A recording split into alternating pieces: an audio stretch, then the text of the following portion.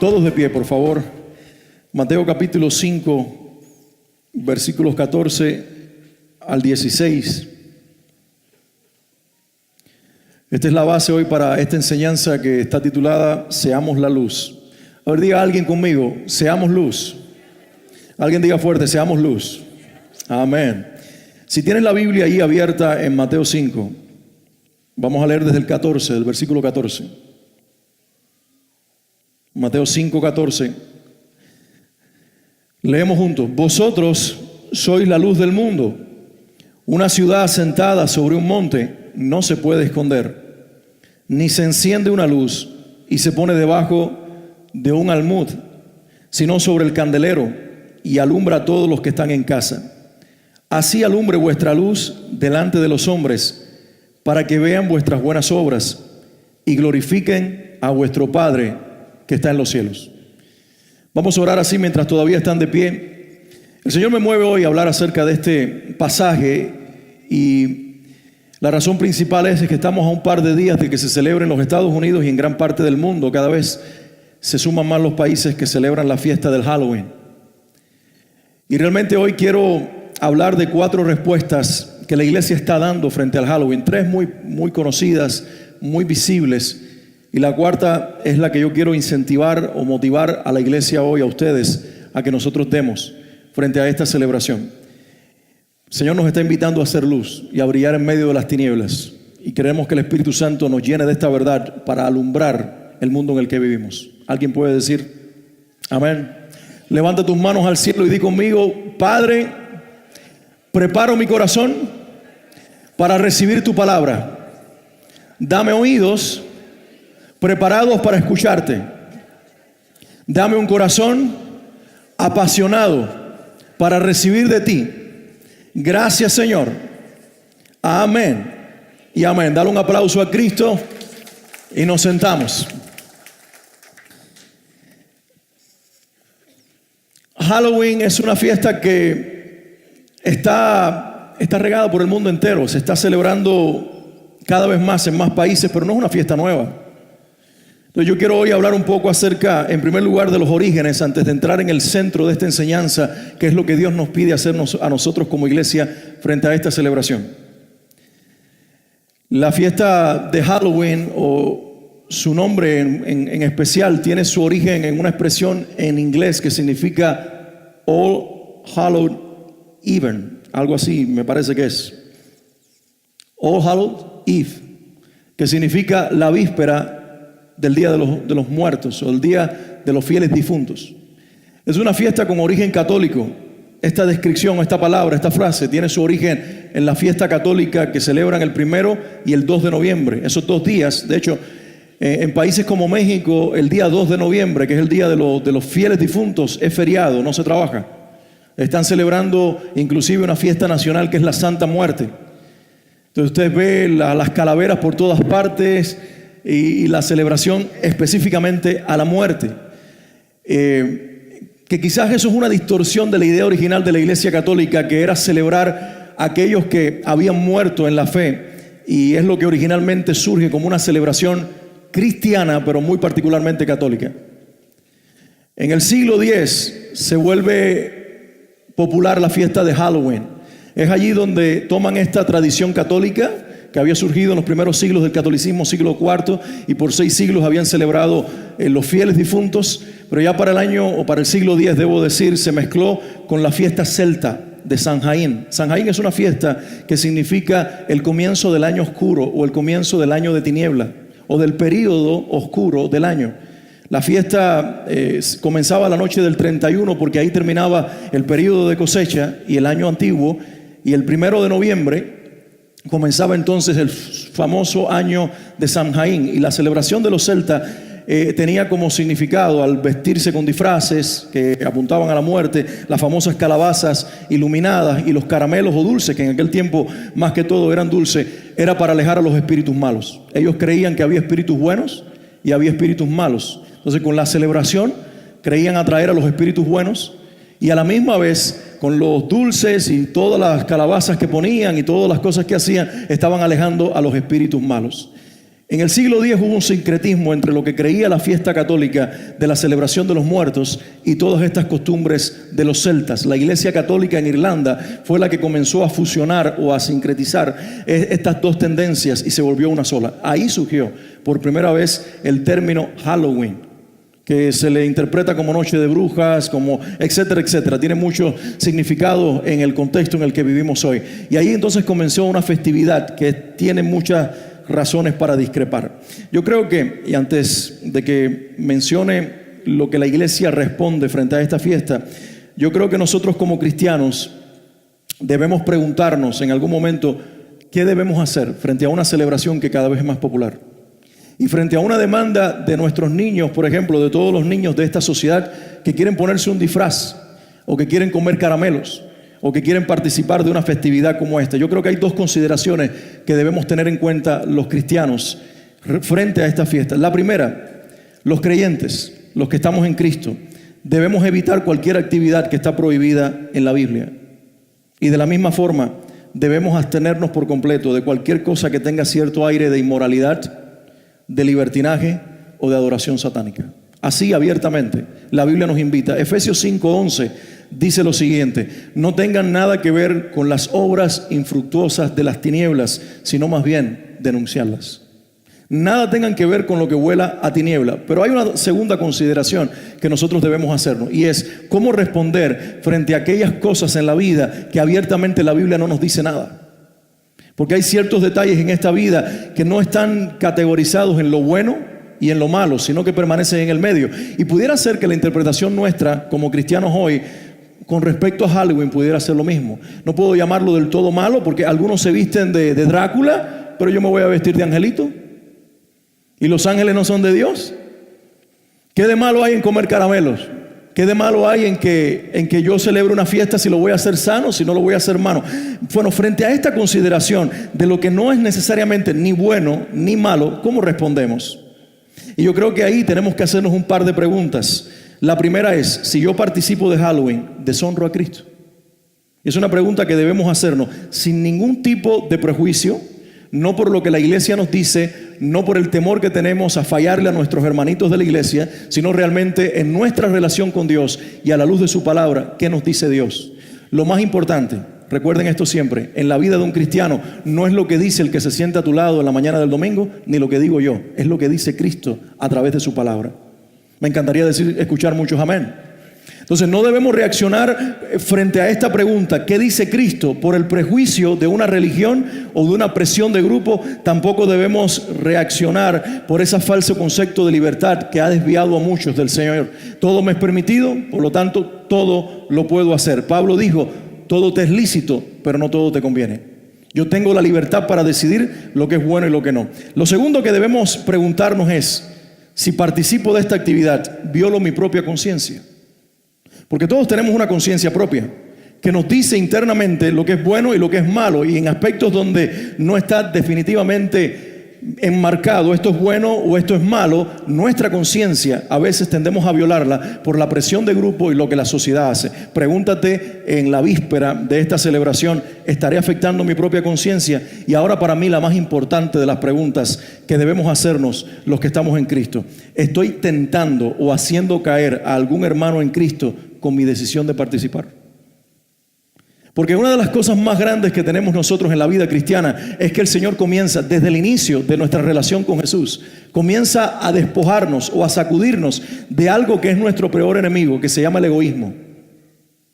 Entonces, si algo caracteriza a un cristiano es ya no pensar en mí mismo, es pensar también en cómo mis acciones. Y esto tiene que ver mucho más allá de Halloween. Esto tiene que ver con todos los días que yo vivo. Si yo estoy en un lugar y esta copa de vino que me voy a tomar va a hacer caer a mi hermano, aunque a mí no me lleve a la borrachera, porque no tengo el problema del alcoholismo, yo a veces he tenido que decir, no me la voy a tomar, porque junto a mí hay uno que peleó la batalla en Cristo de salir del alcoholismo.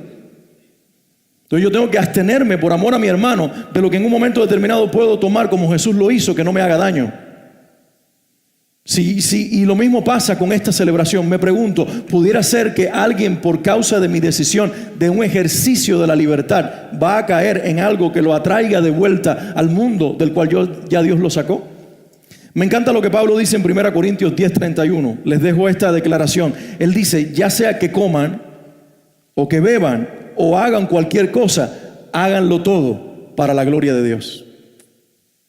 Háganlo todo para la gloria de Dios. La vida del cristiano está diseñada para que le demos gloria a Dios. Escúcheme, hay muchos que en nombre de la verdad le hacen daño a Dios, porque supuestamente por defender una verdad marcan y destruyen la vida de una persona que está a punto de venir al Señor. Y hay otros que en nombre de la libertad arrastran muchos al libertinaje.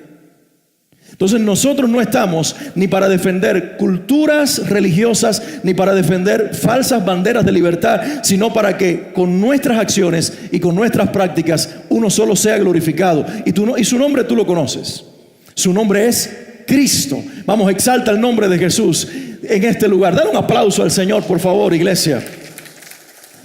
Que esta semana que hoy comienza y todos los días de este mes que viene por delante y lo que resta del año 2017 y el resto de tu vida y la mía también sean para darle gloria a Cristo. Ese es el resultado principal de nuestra vida. Ahora entremos en las 4 respuestas que yo he visto a lo largo del tiempo, sobre todo cuando llegué a este país, porque en Cuba, donde yo crecí, no había Halloween. Lo que había era bembé y espiritismo.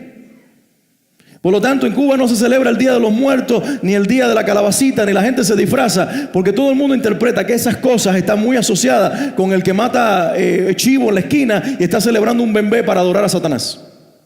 Entonces hay una cultura de separación entre los que son cristianos y entre los que adoran a Satanás, porque queremos marcar la diferencia para traerlos a la verdad. Pero cuando uno llega aquí hay un sincretismo social muy grande y es diferente, y a veces es muy difícil separar una cosa de la otra, lo bueno de lo malo, lo que es luz de lo que es tinieblas.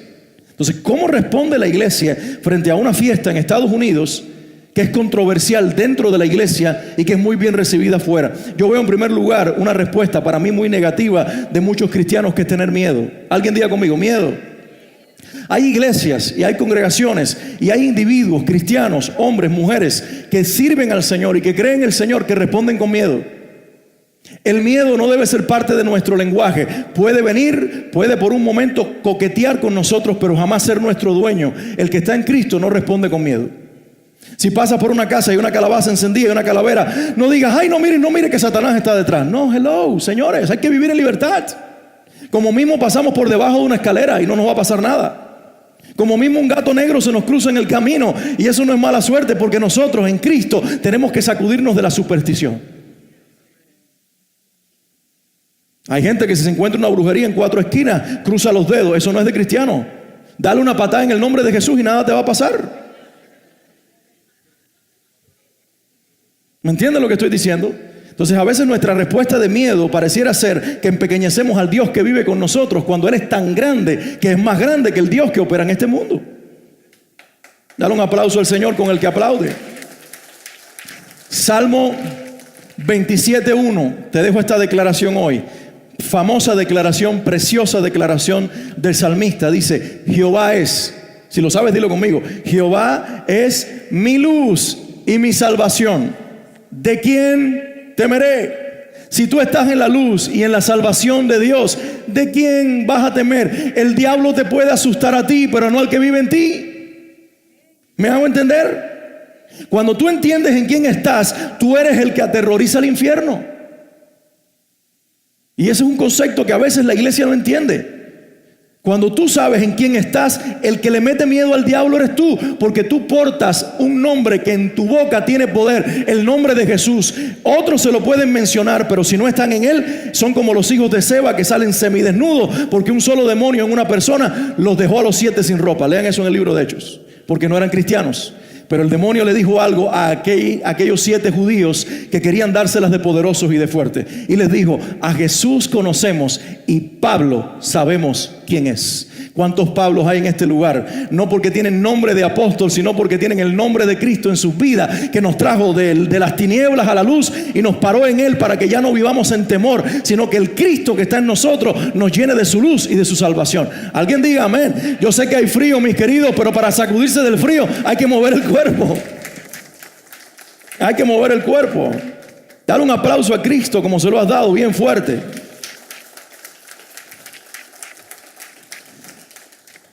Dice Juan estas palabras: hijitos, en 1 de Juan 4, versículo 4, hijitos, ustedes son de Dios. Si alguien es de Dios en este lugar, diga amén conmigo. Ustedes son de Dios, los han vencido, porque mayor es el que está en ustedes que el que está en el mundo. Y él ha venido hablando los versículos anteriores del espíritu del anticristo y dice, ya está en operación. Porque algunos dicen, ¿será que el anticristo ya está en el mundo? La persona como tal no sabemos, pero el espíritu del anticristo, que es demoníaco, está en el mundo desde el principio. Y ha venido levantando civilizaciones y hombres con un espíritu en contra de la iglesia, de persecución, de muerte, de aterrorizar a los cristianos. Y Pablo dice, o más bien Juan dice, hijitos, no entren en terror, ustedes son de Dios, le pertenecen a Dios y Dios cuida sus pertenencias. Por lo tanto, la respuesta de la iglesia frente a las calaveras y frente a la muerte y frente a las tinieblas y frente a lo que se levanta en este mes no es terror. Es victoria en el nombre de Jesús. Es autoridad en el nombre de Cristo. Y es fe en que estamos en Él y estamos en su luz. La segunda respuesta equivocada que yo veo que la iglesia puede dar muchas veces es rechazo. Alguien diga conmigo, rechazo. Como no acepto la fiesta a la muerte y como no acepto lo que hay detrás de esta fiesta, que por cierto, la gran mayoría de los que lo celebran no son satánicos. La gran mayoría de los que lo celebran son personas que están haciendo algo porque les parece divertido. Entonces nosotros no hemos sido llamados para rechazar la ignorancia, sino para tenerle misericordia. Jesús nunca rechazó la ignorancia. Jesús amó a los que estaban en ignorancia. A los únicos que Jesús les habló fuerte y les llamó hipócritas eran a los religiosos que conocían la Biblia, que se hacían los buenos y que justificaban sus acciones para ellos vivir haciendo el mal a la luz de la palabra de Dios y para condenar a otros con una falsa justificación de la Biblia. A esos les llamó sepulcros blanqueados. Fíjense ustedes qué calificativos, qué manera de halagarlos. Sepulcros blanqueados, hipócritas, víboras, hijos de Satanás. Todo eso les dijo. Fíjense qué lindo habló el Señor a esas personas. A los fariseos, a los saduceos, a los religiosos de la época. Pero al pueblo, a la mujer adúltera que iban a matar, le dijo, ni yo te condeno, vete y no peques más. No acepto tu pecado, pero en mí no hay condenación, sino que hay misericordia, porque mi poder te libertará del estilo de vida que tienes. A la mujer junto al pozo le dice, si tú tienes sed y bebes de esta agua, ya no volverás a tener sed más. Aunque hayas tenido 5 maridos y el que ahora tienes no sea el tuyo, hay esperanza para ti y hay calma para la sed de tu vida porque te amo. No hubo rechazo, hubo por el contrario misericordia y gracia. Ese es el Cristo que vive en nosotros. No le inculquemos a nuestros hijos rechazos a una sociedad, más bien misericordia para los que viven en tinieblas. No escuché muchos amén. Pero mira cómo Pablo dice que el Señor nos trató a nosotros cuando todavía no vivíamos en Él. Esto está en la carta a los Efesios en el capítulo 2 y dice, en otro tiempo ustedes estaban muertos.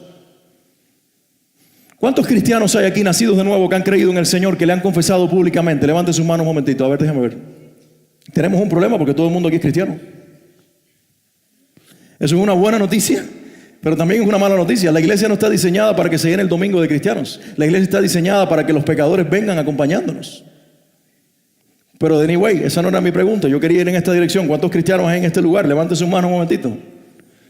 Déjame decirte algo. Hoy estás en Cristo, hoy tienes la vida, hoy estás en la luz, pero ayer estabas muerto y yo también.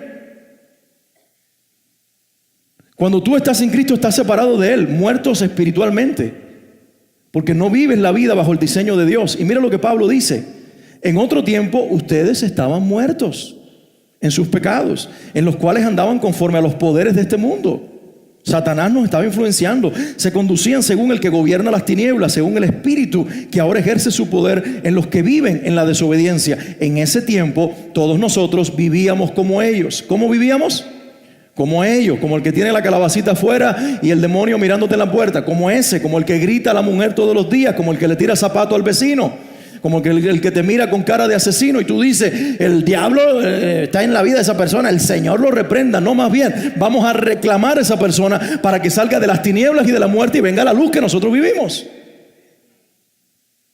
En ese tiempo todos nosotros vivíamos como ellos, impulsados por nuestros deseos pecaminosos, siguiendo nuestra propia voluntad y nuestros propósitos. Hasta ahí nos describió. Esa era nuestra vida. Aunque te creías muy bueno y muy buena, estábamos tan perdidos como el más terrible asesino.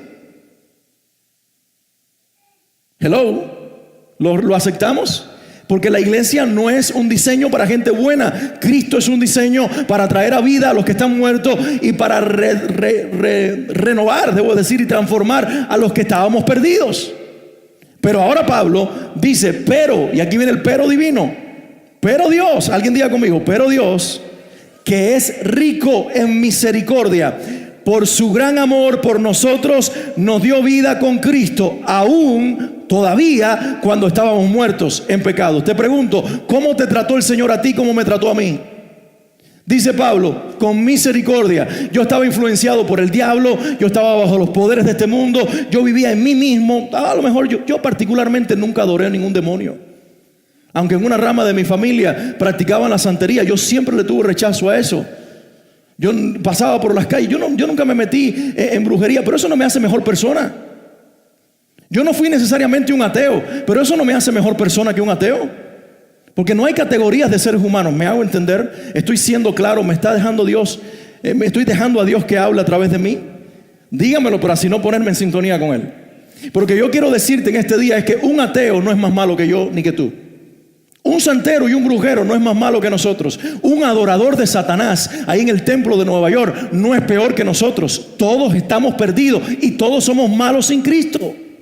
Porque el peor pecado del ser humano no es ponerle una manzana a Santa Bárbara, ni es hacer oraciones a Satanás. El peor pecado de un ser humano es ser egoísta, y es el pecado de todos nosotros.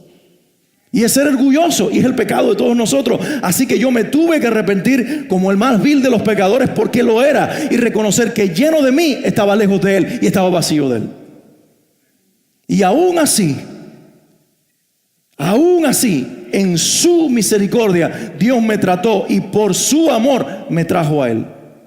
Te pregunto, si tú fuiste traído a Dios por las cuerdas de amor de Cristo, ¿cómo nosotros vamos a tratar al mundo en el que vivimos con rechazo?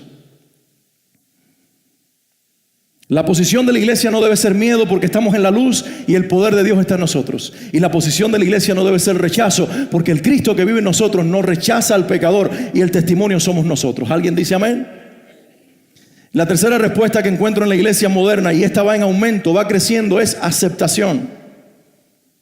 Dice por ahí una conocida frase: cuando no puedas con ellos, únete a ellos. Y yo creo que esa es la tendencia de la iglesia.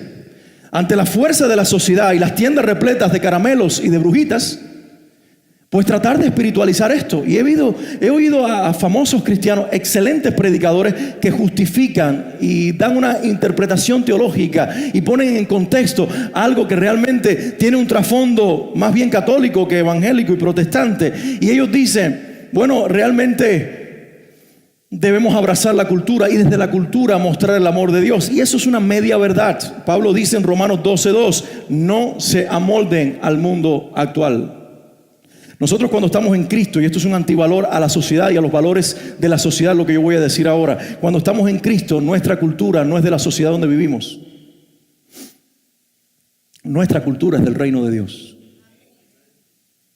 No debe ser la cultura de la iglesia, porque hay iglesias donde cortarse el pelo es malo, y esa no es la cultura del reino. Hay iglesias donde las sayas de una mujer es el prototipo de vestido y de vestimenta, y si se pone un pantalón un día está en pecado. Ese no es el diseño del reino. Son culturas internas de congregaciones. Estoy hablando de la cultura del reino. Y la cultura del reino no se subordina a la cultura de Estados Unidos, porque algunos cristianos en Norteamérica han interpretado que cultura americana es sinónimo de cultura del reino de Dios. Y con todo, este es un país que fue basado en principios cristianos, y los puritanos tuvieron gran parte que eran cristianos en el establecimiento, los que venían al Mayflower y llegaron aquí en una época muy por estos días, en noviembre, y todo lo que sabemos de la celebración. Independientemente de eso, esto no es una nación cristiana. Y la sociedad como tal no es una sociedad cristiana. Por lo tanto, nosotros tenemos que vivir no en la cultura de la sociedad, sino en la cultura del reino, y desde la cultura del reino influenciar la sociedad, no por medio del miedo, ni del rechazo, ni de la aceptación, sino del amor de Cristo, de la gracia de Cristo, y de un prototipo de vida que es mejor que cualquier otro, porque no lo inventamos nosotros y no lo estamos provocando nosotros, sino el Señor que vive en nosotros. Yo creo que muchas veces el temor a parecer raros nos hace volvernos parte de la cultura. Porque por ahí hay un concepto de que si eres diferente, eres raro. Por eso todas las mujeres quieren ser 60, 90, 60, 90. Y si eres 180, 120, 180, estás en problema. Porque las medidas de perfección de una mujer, físicamente hablando, tienen que ser la que los expertos en modelaje y en cuerpo humano describen. Los hombres ahora todos quieren ser skinny, quieren tener los músculos así como pump, pump, pump, pump. Y tener una apariencia especial y ponerse los lentes de colores para tener los ojos azules, porque así nos vemos mejor. Hay conceptos sociales que nosotros tenemos que desafiar, conceptos de belleza, conceptos de valores y también conceptos de vida, porque nosotros no estamos viviendo dentro de una sociedad que nos termina a nosotros controlando, aunque estamos dentro de ella, pertenecemos a otro reino y somos extranjeros y peregrinos, dice la palabra de Dios. Por lo tanto, mi querida iglesia, no rechacemos, no sintamos miedo, tampoco aceptemos. Entonces, pastor, ¿qué hay que hacer?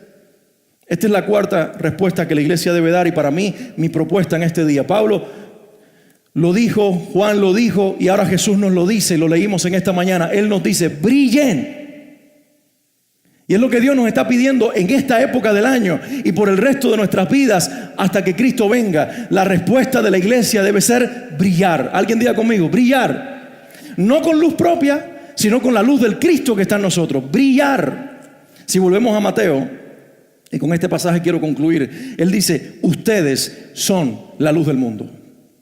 Métele un codazo a alguien y dile, tú eres la luz del mundo. Tú eres la luz del mundo. Una ciudad que está sobre un monte no se puede esconder. Primer principio que nos da Mateo capítulo 5. Lo que tú eres, por mucho que quieras, se te va a notar. La mona, aunque se vista de seda, mona se queda. Entonces los cristianos que se quieren disfrazar de mundo se les va a notar. Pablo en el patio del sumo sacerdote empezó a decir malas palabras y a maldecir. Pedro, gracias. Gracias por estar despierto. Fue Pedro, Pablo todavía no había llegado, ¿no? Fue Pedro. Pedro entonces ahí en el patio del sumo sacerdote empezó a maldecir y a decir palabrotas para identificarse con aquella gente. Porque ¿qué le dijeron antes? Tú eres uno de sus seguidores porque tú hablas como ellos hablan. Hay algo en ti que hace que tú identifiques al Cristo que vive en ti. Si no se te nota, estamos en problema. Y algunos cristianos hoy queremos ser tan igual al resto que no queremos que se nos note el Cristo que vive en nosotros. Hello, si se te nota la religiosidad, si se te nota lo que inventamos los hombres, hay que quitarse ese ropaje humano, ese ropaje de ideas preconcebidas por los seres humanos. Pero si se te nota el Cristo que te dio vida y que quiere darle vida a ellos, bendito sea su nombre, no lo escondas. Según el Señor en este pasaje, nosotros estamos arriba de la montaña y no debajo de ella. Y por lo tanto, la luz que está en nosotros es de arriba y va a brillar siempre. Versículo 15. Ni se enciende una luz y se pone debajo de un almud. Es un tipo de caja media, tipo piramidal que ellos tenían. Era un sistema de medida, era para medir las cosas. 4,5 litros, dicen los expertos que debía medir un almud. Y Jesús dice, ¿quién pone una lamparita, una velita pequeña y la mete dentro de esa caja? ¿Podrá alumbrar? No, le estás tapando la luz. Así, si en tu intencionalidad de parecer normal ocultas la luz, estás cometiendo un grave error. Dios no nos llamó a ser anormales, pero sí a ser diferentes. Dios no nos llamó a ser anormales, pero así ser diferentes. Él no quiere que el domingo en la tarde tú estés con una Biblia 3 veces más grande que esta por el Dolphin Mall, hablando solamente lenguaje espiritual y haciendo notar que tú eres gente de iglesia. Él lo que quiere es que aunque andes vestido como los demás, aunque no tengas la Biblia debajo del brazo, la propuesta del Evangelio es más que una Biblia debajo del brazo que va a estar allí sin significar nada. Realmente la Biblia está escrita en tu corazón y te brote por tus poros que la vida de Dios te ha venido a transformar. Lo que quiere Dios es gente que si antes eran mentirosos, ahora hablen verdad. Que si antes eran infieles, ahora sean maridos y esposas de una sola mujer o un solo hombre. Que si antes descuidaban la atención a sus hijos, ahora sean los mejores padres y las mejores madres. Que si antes se tomaban lo que no era suyo y se lo robaba, que ahora sean la gente más honesta y aún devuelvan el dinero que se le cae a una persona delante suyo y no se dio cuenta. Lo que quiere Él es que si antes estabas atado a los vicios, ahora en Cristo vivas libre de Él. Eso es brillar para el Señor. Más que poner un cartelito afuera que diga: en esta casa no se celebra Halloween. Es salir a la calle y mostrar al Cristo que vive en nosotros y traer a la libertad a los que están en esclavitud y a la luz a los que están en tinieblas. Jesús dice: no metas tu luz dentro de una caja. La caja puede ser esta. El domingo en la mañana nos encerramos en la iglesia y hace una semana, un domingo atrás, estábamos celebrando el 10º aniversario de esta iglesia y predicábamos: no me avergüenzo del evangelio, porque es poder para salvación. No solamente es un lema, es un reto de Dios para los próximos 10, 15, 20 años y hasta que Cristo venga. El Señor no nos quiere encerrado en esta caja que se llama auditorio. El Señor quiere una iglesia afuera, día de la semana cualquiera que sea, mostrando al Cristo que vive en nosotros y marcando la diferencia.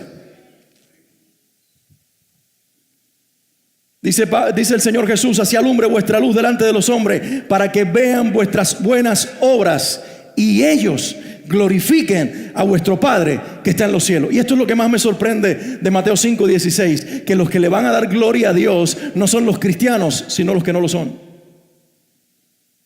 Que ellos vean la luz de ustedes, que es mi luz brillando a través de ustedes, y que ellos, los que todavía no me conocen, le terminen dando gloria a Dios por lo que ven en tu vida. ¿Se acuerdan de la mujer samaritana? Cuando ella se dio cuenta de que estaba hablando con el Mesías, ella dejó todo y fue a la ciudad y le dijo: vengan a ver a uno que me ha dicho todo lo que soy. Cuando ellos regresan al pozo y escuchan a Jesús, le dicen: mujer, ya no creemos solamente por tu palabra, sino por lo que hemos oído y hemos visto. Pero lo primero que los llevó al pozo fueron las palabras de esa mujer. Ellos vieron un cambio en una mujer que había fracasado 5 veces en el matrimonio y que vivía en una unión libre. Ellos vieron tal transformación que la quisieron seguir al pozo. Cuando la gente ve a Dios en ti y ven tu testimonio de vida, quieren pegarse a la vida que tú tienes y quieren conocer con sus propias vidas y de cerca la fe que tú tienes. Más que decirle a tus compañeros en el trabajo esta semana que si llevan a sus hijos vestidos de brujitas o brujitos por el barrio recogiendo caramelos, eso es del diablo, háblales de Cristo. Preséntales al Señor. Muéstrale que eres la persona más honesta. Jesús dijo: me conocerán a mí. Voy a repetir ese versículo que dije en la adoración: y la verdad los hará libres. Vamos a llevar a las personas a Cristo y vamos a hacerlos libres por medio de nuestro Señor. El que entra a la vida con Cristo, yo no sé ustedes, pero yo no necesito vestirme de Batman para sentirme feliz. Yo no me tengo que poner aquí un pullover de Superman para sentirme hombre, porque en realidad aquí el único Superman es Jesucristo. Entonces yo no quiero ocupar su lugar. Yo no tengo que salir con mis hijos a tocar puertas y dar caramelos para hacer una noche feliz. No lo hacemos por rechazo, ni por miedo, ni por ninguna otra cosa. Lo hacemos porque realmente no hay sustituto para el que vive en nuestras vidas. Y por lo tanto la sociedad no me intimida con su presión, sino que por el contrario, el Cristo que está en mí me da derecho y me da pasión para vivir en Él de una forma que realmente su vida en mí consuma todo lo que soy. Y todos los atractivos que esta vida tenga, buenos y malos, se consumen ante su presencia. Esa es la vida que tenemos en Cristo. El Señor nos invita, y con esto quiero concluir, nos invita a que seamos una iglesia que se salga de la caja y que saque la luz de este lugar. Hace muchos años leí un libro del Dr. Cho hablando acerca del avivamiento en Corea del Sur. No solamente de su iglesia, que creció a más de 1 millón de personas, sino de muchas iglesias. La iglesia presbiteriana más grande del mundo está en Corea del Sur. Las iglesias más grandes de la Asamblea de Dios, incluyendo la del Dr. Cho, están en Corea del Sur. De hecho, todas las iglesias más grandes están en esa región del mundo, y en ese país en particular es donde más crecieron las iglesias. Iglesias de 700,000 personas, de 1 millón de personas como la del Dr. Cho. Y tú dices: ¿de dónde vino tanta gente? Vino de una iglesia que entendió 2 cosas: el poder de la oración, y que desde las 4 de la mañana estaban metidos en cuevas en una montaña orando por su ciudad. Y eso implica que cuando todos duermen en la oscuridad de la noche, nosotros seamos la luz de la ciudad. Yo recuerdo que nosotros tuvimos en el vecindario unos vecinos que estaban rentados allí cerca de nuestra casa, que practicaban la brujería y tenían unos altares altísimos, y el barrio se cambió el ambiente. La policía venía todos los fines de semana, había problemas con los jóvenes, empezaron inclusive a pasar cosas que eran inusuales, y yo sentí en mi corazón que debía levantarme por la mañana y poder ir por la salvación de esas personas. Yo no sé si se salvaron, yo no sé qué pasó con ellos, nunca pude verlos cara a cara, porque eran personas que todo el tiempo estaban esquivando la mirada de los demás, se metían en sus carros y se iban. Pero literalmente tú pasabas cerca de esa casa y olías el olor de la sangre de los animales. Con toda sinceridad, más que pedirle al Señor que los reprendiera, sentí misericordia por ellos. Y me levantaba muy tempranito en la mañana, y mientras corría iba orando alrededor del vecindario, de las calles. Yo recuerdo una mañana en particular, mientras yo oraba y doy una de mis vueltas, cuando regreso, no había nadie en esa casa, no había nadie aparte de mí en esa calle, y yo no lo hice, se los prometo que yo no lo hice. El indio que estaba en la puerta, que era quizás que me llegaba a mí a mi cintura, se había caído y se había roto. Yo dije, déjame irme de aquí porque esta gente va a pensar que lo rompí yo.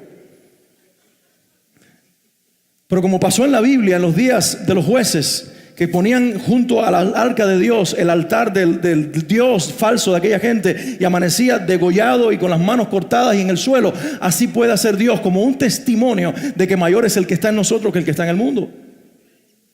Es una confrontación de poderes que ocurre cuando la iglesia está metida en oración. Yo te motivo a que tú ores. Y yo salía en esas mañanas a correr, y cuando llegaba cerca de la salida del vecindario, hay un parque frente a nuestra casa. Ahí había como 10, 12 personas vestidas de negro, con unas capuchas negras, tomadas de la mano. Estaban haciendo una oración, pero no estaban orando a nuestro Dios. Estaban pidiéndole a los demonios que se manifiesten en nuestros vecindarios y destruyan los hogares y metan droga y acaben con la familia y destruyan a los cristianos y nos adormezcan. Levantémonos. A lo mejor no tienes que levantarte de madrugada, o a lo mejor sí. A lo mejor tienes que irte más tarde en la noche a dormir y orar más por tu casa y orar más por tu ciudad. Tenemos que volver a creer que cuando un pueblo clama, Dios responde y muestra maravillas. Lo segundo que debemos hacer es hacer pública nuestra fe y público a nuestro Señor. La iglesia en Corea, algo resultó. La gente en los tiempos libres, en intermedio en el horario de trabajo, ¿sabe lo que hacía? Se les acercaban los demás y les decían, háblanos del Señor que tú tienes. Y ellos hacían algo, comían rapidito, y en los próximos minutos que tenían de descanso, ahí hacían células donde les explicaban a los no cristianos lo que era creer en Cristo. Fabulosas las células que tenemos en la iglesia, pero estamos metidos hacia adentro, solo edificándonos nosotros, solo teniendo un rato lindo nosotros, solo comiendo nosotros juntos, y eso debe permanecer porque hay que cuidar y hay que edificar al pueblo. Pero yo le pido a Dios que salgamos de las cuatro paredes y del ambiente seguro de nuestras reuniones y le llamemos a las personas y le pidamos a Dios que lo vuelva atractivo a la fe nuestra, para que la gente venga y te diga, explícame tu fe, y ya sea en la sala de nuestra casa o en la de nuestros parientes o en un café Starbucks o en cualquier lugar de la ciudad, allí nosotros estemos discipulando a las personas para que vuelvan a Cristo.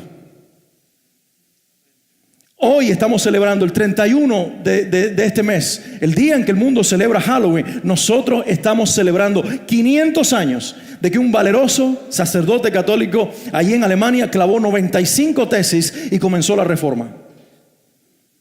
La reforma protestante. Martín Lutero, él no sabía que duraría 100 años para que Europa fuera reformada. Él no sabía que vendrían muchos errores en el camino y que habría muchas confrontaciones humanas, pero lo que él sí sabía es que era tiempo de brillar en medio de la oscuridad. Y yo creo que hoy Dios está llamando a la iglesia a que también saquemos de adentro de nuestras congregaciones nuestra fe. Todo movimiento espiritual se caracteriza por dos cosas: una alabanza viva, pero una palabra presente, una palabra pública. Porque la gente es sensibilizada por la adoración, escúchenme, pero solo viene la fe por la palabra. Es la palabra la que salva y es Cristo. Por lo tanto, esta generación tiene que cantar, pero esta generación tiene que predicar. Mis jóvenes preciosos, ustedes, los jóvenes adultos que tienen sus propios autos y que tienen cierta libertad de horario, váyanse una noche en un Starbucks y provoquen a otros a creer. Hagan un mapeo de esta área aquí y digan, ¿dónde en Kendall hay jóvenes alguna noche de la semana? Y métanse allí, y mientras se toman un café, oren unos por otros, lean la Biblia, estudien la compasión, para que los que lo ven se acerquen. Alguno se va a acercar eventualmente y le va a decir, ¿de qué hablan? Yo quiero saber. Ganen a alguien para Cristo fuera de su grupo.